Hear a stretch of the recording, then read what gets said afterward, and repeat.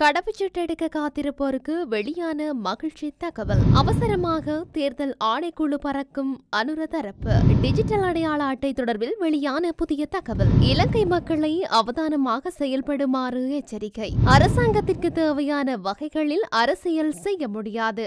நாமல் அரசாங்கத்தின் மற்றொரு புதிய திட்டம். அனைத்து மாகாணங்களுக்கும் அபிவிருத்திக்கு சமமான வகையில் நிதி ஒதுக்க வேண்டும். சாமர சம்பத். வரலாற்று மைல்கல்லை எட்டிய யாழ்ப்பாண விமான நிலையம்.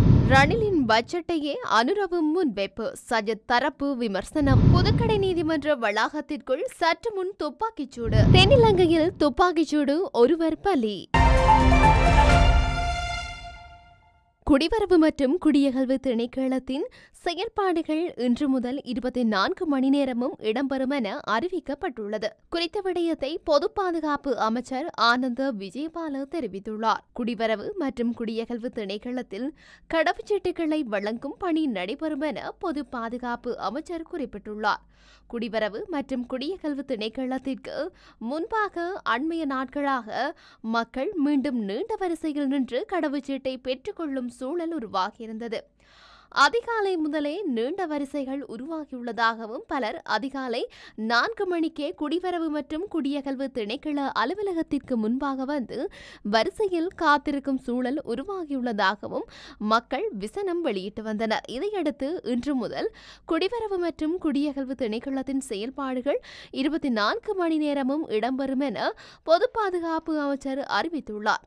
அதற்கு ஏற்ற வகையில் தேவையான பணியாளர்களை சுழற்சி முறையில் வழங்க நடவடிக்கை எடுக்கப்பட்டுள்ளது. மேலும் இன்று இரவு முதல் பத்திரமுள்ள பகுதிக்கு சிறப்பு பேருந்து சேவையும் இயக்கப்படும் என்று அமைச்சர் மேலும் குறிப்பிட்டுள்ளார். தேசிய மக்கள் சக்தி கட்சியின் பிரதிநிதிகள் தேர்தல் ஆணைக்குழு அதிகாரிகளை சந்திக்க உள்ளதாக தகவல்கள் வெளியாகியுள்ளது. இந்த சந்திப்பில் இன்று கட்சியின் செயலாளர் வைத்தியர் நிஹால் அபேசிங்க உள்ளிட்ட சிலர் இணையவுள்ளனர்.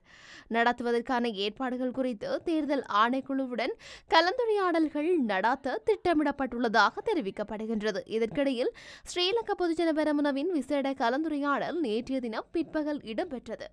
உள்ளூராட்சி மன்ற தேர்தலுக்கு எவ்வாறு தயாராவது என்பது குறித்த கலந்துரையாடல்கள் இடம்பெற்றதாக நாடாளுமன்ற உறுப்பினர் நாமல் ராஜபக்ச தெரிவித்துள்ளார். இதேவேளை உள்ளூராட்சி மன்ற தேர்தல்கள் சட்டமூலம் நாடாளுமன்றத்தில் மேலதிக பெரும்பான்மை வாக்குகளால் நிறைவேற்றப்பட்டுள்ளது. நாடாளுமன்றத்தில் கடந்த 17 நடைபெற்ற வாக்கெடுப்பில் 3/2 பங்கு பெரும்பான்மையால் சட்டமூலம் நிறைவேற்றப்பட்டது. சட்டமூலத்துக்கு ஆதரவாக 187 வாக்குகள் அளிக்கப்பட்டு ஏகமனதாக திருத்தங்களின்றி நிறைவேற்றப்பட்டது.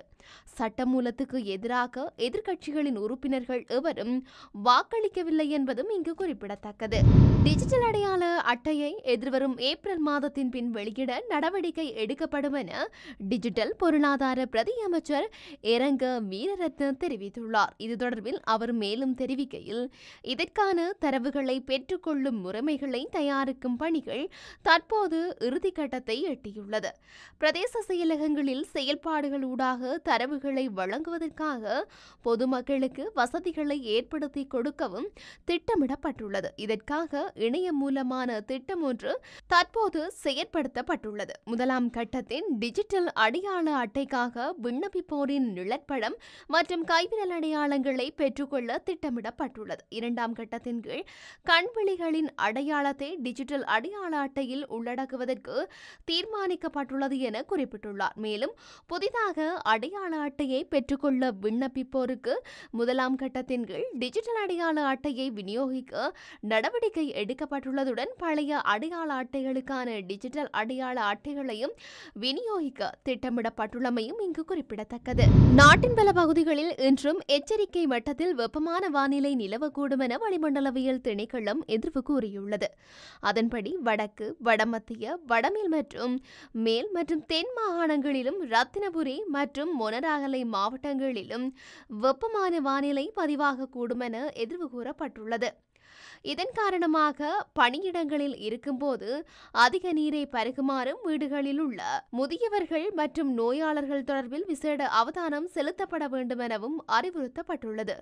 வீதிகளில் மற்றும் வெளியிடங்களில் வேலை செய்வோர் வெப்பம் தொடர்பில் அவதானமாக இருக்க வேண்டும் எனவும் அதிகளவு நீரை பருக வேண்டும் எனவும் அறிவுறுத்தல் வழங்கப்பட்டுள்ளது. அத்துடன் வாகனங்களுக்குள் சிறுவர்களை விட்டு செல்வதை தவிர்க்குமாறும் வளிமண்டலவியல் திணைக்களம் அறிவித்துள்ளது. இந்த வெப்பநிலை எதிர்வரும் மே மாதம் வரை நிலவக்கூடும் என வளிமண்டலவியல் திணைக்களம் எதிர்வு கூறியுள்ளது. இந்த வெப்பநிலையால் அதிகரிக்கும் உடல் உஷ்ணத்தை தணிப்பதற்கு குளிர்நீர், தோடம்பழம், இளநீர் உள்ளிட்டவற்றை சீனி சேர்க்காது எடுத்துக்கொள்ளுமாறு சுகாதார தரப்புகள் தெரிவித்துள்ளன. பெரியோர் நாளொன்றுக்கு குறைந்தபட்சம் 2 லிட்டர் நீரை அருந்த வேண்டும் என்றும் அதிக உடல் பருமனுடையவர்கள் 3 லிட்டர் நீரையும் 5 வயதுக்கு மேற்பட்ட சிறுவர்கள் 1.5 லிட்டர் நீரையும் 5 வயதுக்குட்பட்ட சிறுவர்கள் 1 லிட்டர் நீரையும் பருக வேண்டும் என்று வைத்தியர்கள் தெரிவித்துள்ளனர். மாறாக உடலுக்கு தேவையான நீர் பருகுவதை தவிர்த்தால் நீர்சத்து குறைபாடு மற்றும் ஞாபக மறதி போன்ற நோய்கள் ஏற்படும் என்று வைத்தியர்கள் எச்சரித்துள்ளனர். முடிந்தளவு பகல் வேளைகளில் வெளியில் மேற்கொள்ளக்கூடிய செயல்பாடுகளை தவிர்த்துக் கொள்ளுமாறும் வெளியில் செல்லும் போது வெள்ளை அல்லது இலகு நிற ஆடைகளை அணிந்து செல்லுமாறும் மக்கள் அறிவுறுத்தப்பட்டுள்ளனர். அனுர அரசாங்கத்திற்கு தேவையான வகையில் அரசியல் செய்ய முடியாது என ஸ்ரீலங்கா பொதுஜன முன்னணியின் நாடாளுமன்ற உறுப்பினர் நாமல் ராஜபக்ச தெரிவித்துள்ளார். தமது கட்சி மக்களுடன் மட்டுமே அரசியல் செய்வதாகவும் தற்பொழுது பெரும் எண்ணிக்கையிலான மக்கள் பொதுஜன முன்னணியுடன் இணைந்து கொண்டுள்ளதாகவும் அவர் குறிப்பிட்டுள்ளார். முன்னாள் ஜனாதிபதி கோட்டபாய ராஜபக்சவினால் நியமிக்கப்பட்டுள்ள நிதி அமைச்சின் செயலாளரினால் தயாரிக்கப்பட்ட வரவு செலவு திட்டத்தை ஜனாதிபதி அனுரகுமார திசாநாயக்க சமர்ப்பித்துள்ளதாக சுட்டிக்காட்டியுள்ளார். முன்னாள் ஜனாதிபதி ரணில் விக்ரமசிங்கவின் கொள்கைகள் உள்ளடங்கிய வரவு செலவு திட்டத்தை அவரை விடவும் சிறந்த முறையில் இந்த அரசாங்கம் சமர்ப்பித்துள்ளது என நாமல் ராஜபக்ச குறிப்பிட்டுள்ளார். கண்டி நகரை மையமாக கொண்ட 168 அபிவிருத்தி திட்டங்களை நடைமுறைப்படுத்துவதற்கு நகர அபிவிருத்தி அதிகார சபை திட்டமிட்டுள்ளது. இப்பாரிய கண்டி நகர அபிவிருத்தியை அடிப்படையாக கொண்ட கலந்துரையாடல் கண்டி மாவட்ட செயலகத்தில் இடம்பெற்றுள்ளது. இந்த திட்டம் 2035ஆம் ஆண்டின் போது பூர்த்தி செய்வதற்கு திட்டமிட்ட பாரிய கண்டி அபிவிருத்தி திட்டத்தின் கீழ் நடைமுறைப்படுத்தப்படுவதாக அதிகார சபையின் தலைவர் பொறியியலாளர் குமுதலால் தெரிவித்துள்ளார். இந்த அபிவிருத்தி திட்டம் கண்டி மாநகர சபை உட்பட உள்ளூராட்சி நிறுவனங்கள் 15ஐ மையப்படுத்தியதாக 600 சதுர கிலோமீட்டர் நிலப்பரப்பில் நடைமுறைப்படுத்தப்படுவதற்கு திட்டமிடப்பட்டுள்ளது. உத்தேச திட்டம் 168இல் 13 திட்டங்கள் கண்டி நகரத்திலும் செயல்படுத்துவதற்கு தீர்மானிக்கப்பட்டுள்ளது. இந்த திட்டம் மலைப்பகுதியில் மலைநாட்டின் புகழ்பெற்ற தலைநகரத்தில் இந்த கண்டி நகரில் சமய கலாச்சார வரலாற்று மற்றும் கலாச்சார உரிமைகள் பரவலாக உள்வாங்கப்படும் விதமாக நடைமுறைப்படுத்தப்படுகின்றது. இதன் அடிப்படையில் பல்நோக்கு போக்குவரத்து வாகன தரப்பிடம் அமைத்தல், கிருஷகால சந்திக்கு அண்மையில் இருந்து வில்லியம் கொபல்லாவ மாவத்தையூடாக வைத்தியசாலை சந்தி வரையான வீதி அபிவிருத்தி திட்டங்கள், மஹியாவை சுரங்கப்பாதை நிர்மாணம், குடாரத்வத்த வீதி மற்றும் வில்லியம் கொபல்லாவ மாவத்தை அபிவிருத்தி, தென்மேற்கு புறையிலிருந்து தர்மராஜா வித்தியாலயத்திற்கு அண்மையில் வரையான பிரதான வீதி ஆகியவற்றின் அபிவிருத்தி நடவடிக்கைகள் இத்திட்டத்தின் கீழ் இடம்பெறவுள்ளது. மேலும் இங்கு பொது வாகன தரிப்பிடங்களை நிர்மாணிப்பதுடன் நுவரவெல மற்றும் சிங்க ரெஜிமேந்து வளாகங்கள் அமைந்துள்ள பிரதேசத்திற்கு அண்மையில் பொது போக்குவரத்து வாகன தரிப்பிடங்கள் 2 அமைப்பதற்கும் திட்டமிடப்பட்டது என கூறியுள்ளார். வரவு செலவு திட்டத்தில் வடக்கு மாகாணத்தை போன்று ஏனைய மாகாணங்களுக்கு பாரிய நிதி ஒதுக்கப்படவில்லை. அனைத்து மாகாணங்களுக்கும் அபிவிருத்திக்கு சமமான வகையில் நிதி ஒதுக்க வேண்டுமென புதிய ஜனநாயக முன்னணியின் நாடாளுமன்ற உறுப்பினர் சாமர சம்பத் தெரிவித்துள்ளார். நாடாளுமன்றத்தில் நேற்று நடைபெற்ற 2025ஆம் ஆண்டுக்கான வரவு செலவு திட்டத்தின் முதல் நாள் விவாதத்தில் உரையாற்றுகையிலேயே மேற்கொண்டவாறு குறிப்பிட்டுள்ளார். அவர் மேலும் உரையாற்றியதாவது, வடக்கு மாகாண அபிவிருத்திக்கு 5000 மில்லியன் ரூபாவும், முல்லைத்தீவு பகுதிக்கு பாலம் நிர்மாணிப்புக்கு 1000 மில்லியன் ரூபாவும் என்ற அடிப்படையில் 6,000 மில்லியன் ரூபாய் ஒதுக்கப்பட்டுள்ளது. ஆனால் ஏனைய மாகாணங்களுக்கு பாரிய நிதி ஒதுக்கப்படவில்லை. ஜனாதிபதி அனுரகுமார திசாநாயக்க வரவு செலவு திட்டத்தினூடாக ஐசிங் பூசிய கேக்கினை முன்வைத்துள்ளார். குறிப்பிட்டுள்ள திட்டங்கள் அனைத்தையும் நிறைவேற்ற வேண்டும், இல்லையேல் பிரச்சினைகள் மாத்திரமே மிகுதியாகும். எமது அரசாங்கத்தில் முன்பிள்ளை பாடசாலை ஆசிரியர்களின் சம்பளம் 2,000 ரூபாவால் அதிகரிக்கப்பட்டது. ஆனால் இந்த வரவு செலவு திட்டத்தில் 1,000 ரூபாய் மாத்திரமே அதிகரிக்கப்பட்டுள்ளது. தற்போதைய வாழ்க்கை செலவுக்கு இது போதுமானது அல்ல. இந்த தீர்மானத்தை மீளாய்வு செய்யுமாறு கேட்டுக்கொள்கின்றேன். நலன்புரி கொடுப்பனவுகள் அதிகரித்துள்ளதை வரவேற்கின்றேன். பல்கலைக்கழக மாணவர்களுக்கு வழங்கப்படும் மகாபல கொடுப்பனவு 2,500 ரூபாவால் அதிகரிக்கப்பட்டுள்ளது. களனி பல்கலைக்கழகத்தின் மாணவர்கள் தான் கடந்த காலங்களில் மக்கள் விடுதலை முன்னணிக்கு சார்பாக செயல்பட்டு கடந்த அரசாங்கங்களுக்கு எதிராக போராட்டத்தில் ஈடுபட்டிருந்தார்கள். களனியில் இருந்து கொழும்புக்கு பேரணியாக வருவார்கள். ஆகவே தற்போது அதிகரித்துள்ள கொடுப்பனவை மேலும் அதிகரிக்குமாறு கேட்டுக்கொள்கின்றோம். மக்கள் தமது குறைகளை எங்களிடம் குறிப்பிடுகின்றார்கள். அந்த குறைகளை நாங்கள் அரசாங்கத்திடம் குறிப்பிடுவோம். அந்த குறைகளுக்கு முறையான தீர்வினை பெற்றுக் கொடுக்காவிடின் கோட்டபாய ராஜபக்ச அரசாங்கத்துக்கு ஏற்பட்ட கதியை நேரிடும் என கூறியுள்ளார். யாழ்ப்பாண சர்வதேச விமான நிலையம் இந்தியாவின் சென்னையில் இருந்து வந்த முதல் அட்டவணையற்ற சர்வதேச விமானத்தை வரவேற்றதன் மூலம் ஒரு வரலாற்று மைல்கல்லை எட்டியது.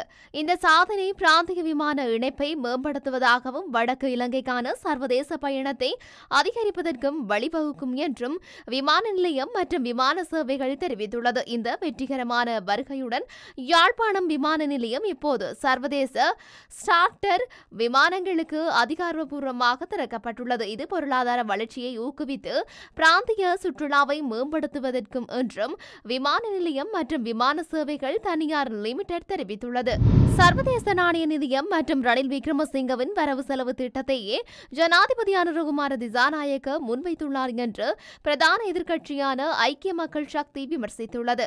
நாட்டில் 7 தசாப்த கால பயணம் சரி என்பதை அனுரகுமார திசாநாயக்க ஏற்றுள்ளார் என்பதையே பாதிட்டு முன்மொழிவுகள் உறுதிப்படுத்துகின்றன என்று பொருளாதார நிபுணரும் ஐக்கிய மக்கள் சக்தியின் சிரேஷ்ட உறுப்பினருமான கபீர் ஹாஷிம் தெரிவித்துள்ளார். தேசிய மக்கள் சக்தி அரசின் வரவு செலவு திட்டம் தொடர்பில் கருத்து வெளியிடுகையிலேயே அவர் இவ்வாறு கூறியுள்ளார். ரணில் விக்ரமசிங்கவின் 3வது வரவு செலவு திட்டத்தை அனுரகுமார திசாநாயக்க முன்வைத்துள்ளார் என்பது போல்தான் நிலைமையுள்ளது. இதுவரை காலமும் நாட்டில் இருந்த பொருளாதார முறைமை தோல்வி என்று கூறி வந்த ஜேவிபியின் தலைவர் சர்வதேச நாணய நிதியத்தின் நெறிமுறைகளுக்கு அமைய செயல்பட வேண்டும் என்பதை ஏற்றுக்கொண்டுள்ளார். ரணில் விக்ரமசிங்கவின் பொருளாதார மறுசீரமைப்பு திட்டத்தில் திருத்தம் செய்து அதையும் ஏற்றுக்கொண்டுள்ளார். தனியார் மயமாக்கல் பற்றியும் கவனம் செலுத்தப்பட்டுள்ளது. எனவே நாடு புதிய திசையை நோக்கி செல்லவில்லை. 77 வருட கால பயணம் சரி என்பதை ஜனாதிபதி அனுரகுமார திசாநாயக்க ஏற்றுள்ளார் என்றும் குறிப்பிட்டுள்ளார். புதுக்கடை நீதிமன்ற வளாகத்திற்குள் சற்று நேரத்திற்கு முன்பு துப்பாக்கிச் சூட்டு சம்பவம் ஒன்று பதிவாகியுள்ளது. சம்பவத்தின் போது சுட்டுக் கொல்லப்பட்ட பிரபல போதைப்பொருள் கடத்தல்காரரும் ஒழுங்கமைக்கப்பட்ட குற்றவாளியுமான கனேமுல்ல சஞ்சீவா சம்பவ இடத்திலேயே உயிரிழந்ததாக போலீசார் உறுதிப்படுத்தியுள்ளனர். கனேமுல்ல சஞ்சீவ இன்று காலை பூசா சிறைச்சாலையில் இருந்து புதுக்கடை நீதிமன்றத்திற்கு வழக்கொன்றிற்காக அழைத்து வரப்பட்ட சந்தர்ப்பத்திலேயே குறித்த துப்பாக்கிச்சூடு இடம்பெற்றுள்ளதாக தெரிய வருகின்றது. மேலும் சட்டத்திரணி போல் வேடமணிந்த நபரே துப்பாக்கிச்சூடு நடத்தியுள்ளதாக தெரிய வந்துள்ளது. தென்னிலங்கையில் நேற்றிரவு நடைபெற்ற துப்பாக்கிச்சூடு சம்பவம் ஒன்றில் ஒருவர் உயிரிழந்து இன்னொருவர் காயமடைந்துள்ளார்.